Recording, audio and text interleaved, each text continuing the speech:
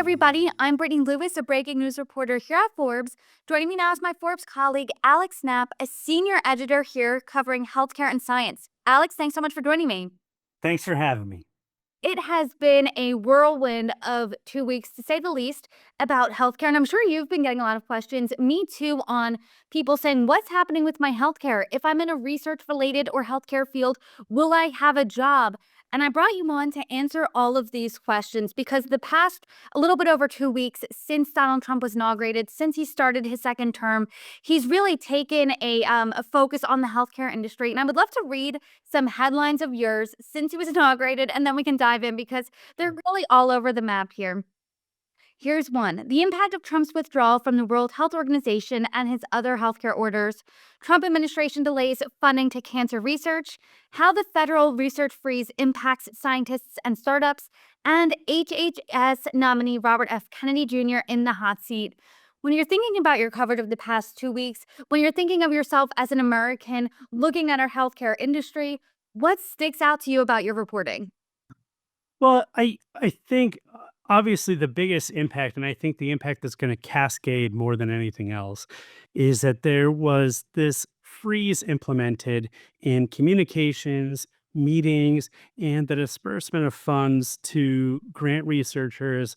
No meetings to review new grants, and this has a cascading effect that is, delaying researchers getting paid. It's delaying like timelines for research, potentially shutting things down. Now, a federal judge did put in a temporary restraining order against this on Friday. I have been told by my sources that, the money is flowing again. But of course, it's all pending litigation. And this does have an impact, where researchers, the federal government funds a lot of basic science research in this country.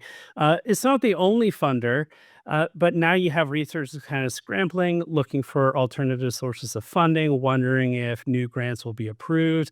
And that has a cascading effect to business as well, because early stage biotech startups also depend on federal research and federal funding, both the stuff that spins out of universities, but also because in the early stage, investors aren't always wanting to invest at that stage because it's a very risky investment. And now that we have a macro environment of high interest rates, that they're less inclined to take those risks. They're more inclined to take sure bets. And so I've had biotech founders tell me that research dollars are going to European and Asian biotech startups rather than American biotech startups because of the challenging economic conditions and because of the challenges coming from the federal government and wondering whether it will back research. So, when you're thinking about these challenges, like you're saying, that are coming from the federal government, how exactly are they impacting our healthcare industry right now? Or is it more of this looming fear of, hey, this could have an effect in the future? So it's more of an effect in the future, but you have to think when you think about biotech, when you think about pharma, you're talking windows of 7 to 10 years to develop a new drug, and then years more to get things implemented. And the foundation of all healthcare innovation in this country is that basic scientific research that's funded by the federal government.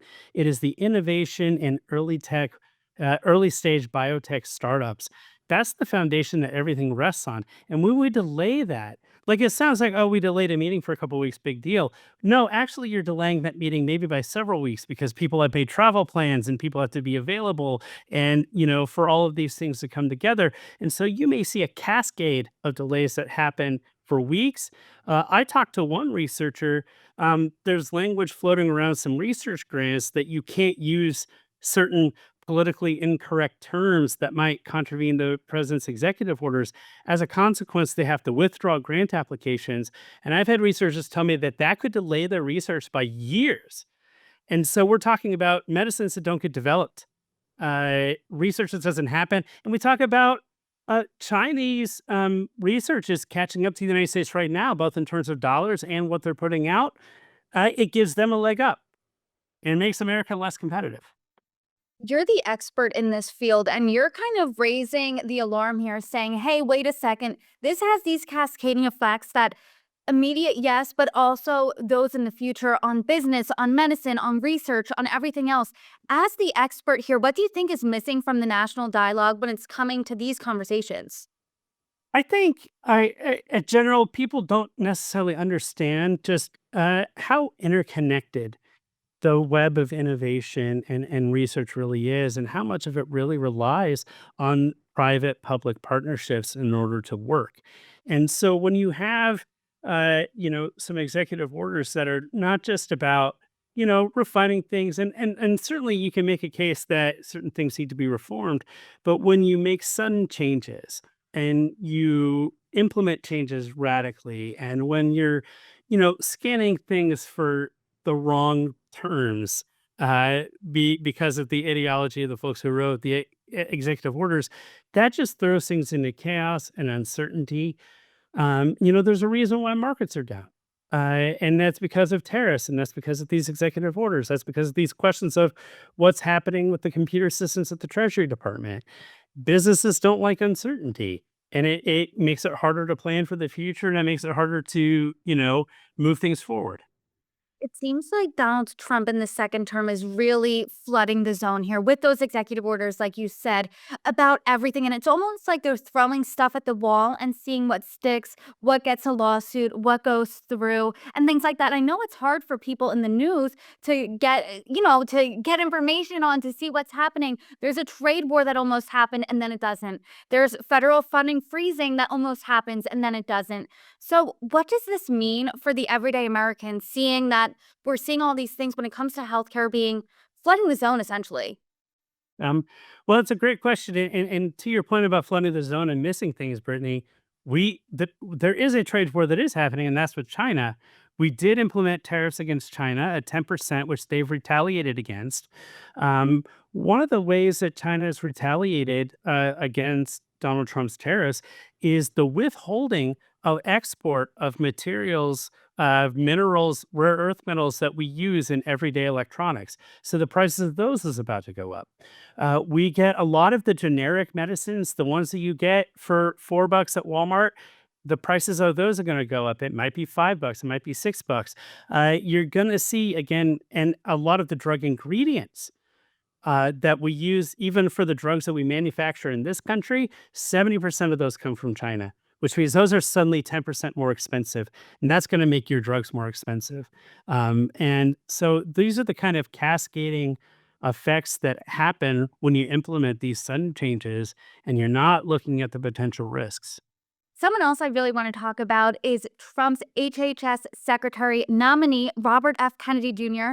As he reported last week, he sat through really at times contentious Senate confirmation hearings. Right now, he's passed the committee vote. He will likely go through and be confirmed. What do you make of him as the head of HHS? Well, he like I say, he passed the committee vote though on a party line vote, which has actually been unusual for a lot of the president's nominees. Most of them have had, some bipartisan support. And I think what really stands out about Kennedy, I think obviously his long activism against vaccines and vaccine programs. He's raised questions about whether vaccines cause autism. There's no scientific evidence to support this, and yet he was in one of his nomination hearings last week, still kind of asserting this claim, even though it's untrue. And it raises questions about what vaccine approvals will look like with Kennedy as HHS secretary. And that's especially concerning when we're facing several potential pandemic level threats. To give you an example, avian flu, HHS has a contract with Moderna to develop a vaccine against avian flu and other pandemic influenzas. Is that contract going to be honored with Robert Kennedy as secretary? That's a great question. There are two vaccine approvals for deadly diseases that are up for FDA approval that are expected by law to be approved next month. Will Kennedy allow those to go through? I don't know. We'll have to see kind of what happens as he makes changes at HHS. Now, he did say in his nomination hearing that he wasn't going to try to second guess the scientists, but we'll see what happens, when he's actually in charge. Just based off this conversation, RFK Jr. leading HHS, you're saying there are pandemic level threats. You're Yes. saying the prices of vaccines and of other prescription drugs could go up. And we're only in week 3 of the Trump second term here. So, when you're thinking about the next 4 years, what do you think the healthcare industry looks like? Maybe, I mean, 4 years, that's a long while to go. But like, because of the past 3 weeks, we've had enough news for about a year. So, what do you think healthcare and the healthcare industry is looking like under Trump so far? Well, so far, I definitely think that some of the policies that are put forth so far are going to really hinder America's ability to compete with European and Asian and particularly Chinese pharmaceutical companies. I think that's a really high level concern. And I do think that also, even long term, this has effects beyond the term. If we're delaying research, if we're not funding the basic research that our innovation depends upon, other people are. The EU is already putting a plan to like accelerate their investment in biotech and invest in accelerate investment in pharmaceutical research. And there's a lot of investment dollars have been pouring into China. Uh, Multinational pharmaceutical companies have been looking more to innovation in China. So I do think that we'll see a weakening of American leadership in pharmaceuticals at the end of these 4 years. I think one thing that came out during RFK's nomination hearing too are concerns over potential cuts to Medicaid. There was a recent expansion of Medicaid, as well as an expansion of subsidies under the Affordable Care Act, Obamacare, which raises questions about whether health insurance premiums are going to go up. Does that mean that more people are going to be uninsured? Because when you have a bunch of people uninsured, that actually raises costs on everyone in the long term because people tend not to get treatment until they're really sick when something could have been prevented. Think that the healthcare industry is something that touches people regardless of party. It transcends partisan lines here. So, what are you looking out for next? What do you have your eye on? And what questions do you think need to be answered soon?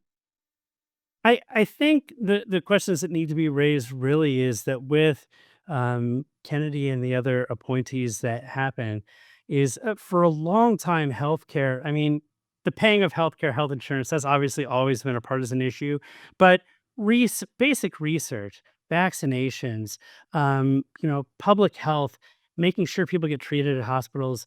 These are all things that are longstanding bipartisan concern, and and I hope they remain bipartisan and things kind of proceed in that manner. But I do think the real concern is what happens when these issues become partisan issues. If it becomes a partisan issue over whether childhood vaccinations happen, if those vaccination rates dip below 80%, I don't think that'll happen. But if it were, you would see a resurgence of childhood diseases like whooping cough, like measles, like rubella. These are all things that killed kids back in the day, and I would hate to see that. And so I do hope that, a lot of the longstanding bipartisan look at the science, look at the data. That's what the United States has always been about in terms of approving medicines. I would hope that continues. Well, Alex, per usual, I appreciate our conversations. Thank you so much for joining me, sharing your reporting, sharing your expertise, and I hope to have many more in the future. All right. Thank you, Brittany.